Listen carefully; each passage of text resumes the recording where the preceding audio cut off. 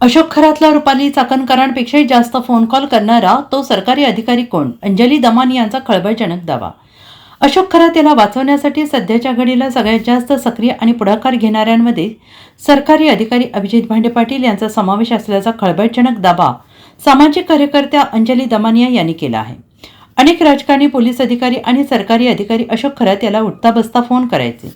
रुपाली चाकणकर म्हणतात की माझा या प्रकरणात काही हात नाही. मात्र त्यांनी अशोक खरात याला तब्बल 117 फोन कॉल केले. एका फोन कॉलवर तर त्या अशोक खरात याच्यासोबत 22 मिनिटं गप्पा मारत होत्या.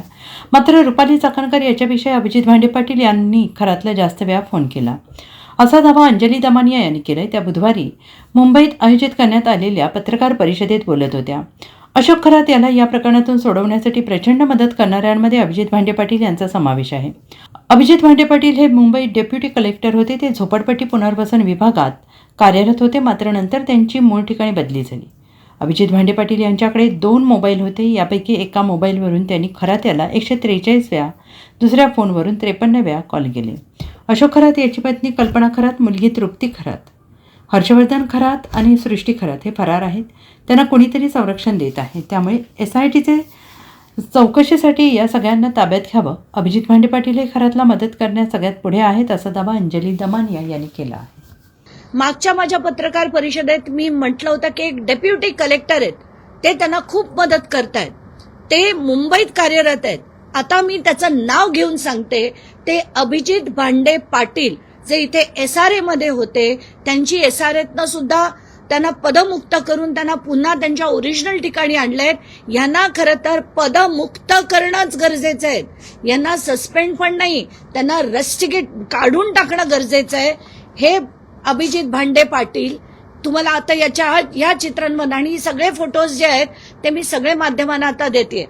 हे अभिजित भांडे पाटील जे केसरकरांबरोबर दिसत आहेत आणि खरातांबरोबर या फोटोमध्ये दिसत आहेत, त्यांचे 2 फोन्स आहेत.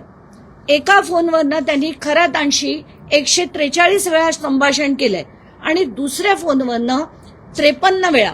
तर ही त्याची अख्खीच्या अख्खी लिस्ट आहे. लिस्ट किती कॉल्स त्यांनी केलेत. आणि आत्ताच्या घटकेला मला जी माहिती मिळाली आहे की कल्पना खरात, तृप्ती खरात, सृष्टी खरात आणि हर्षवर्धन खरात हे जे आत्ता फरार आहेत, तर त्याच्यात कल्पना आणि हर्षवर्धन फरार आहेत. त्या दोन्ही मुलींचा रोल मला माहित नाही म्हणून मी बोलणार नाही. पण हे जे 2 जण फरार आहेत त्यांना आत्ता यांनी कुठेतरी संरक्षण दिलंय आणि म्हणून मी SITला विनंती करते की यांची तात्काळ चौकशीसाठी यांना डिटेन करण्यात यावं अशी माझी मागणी आहे.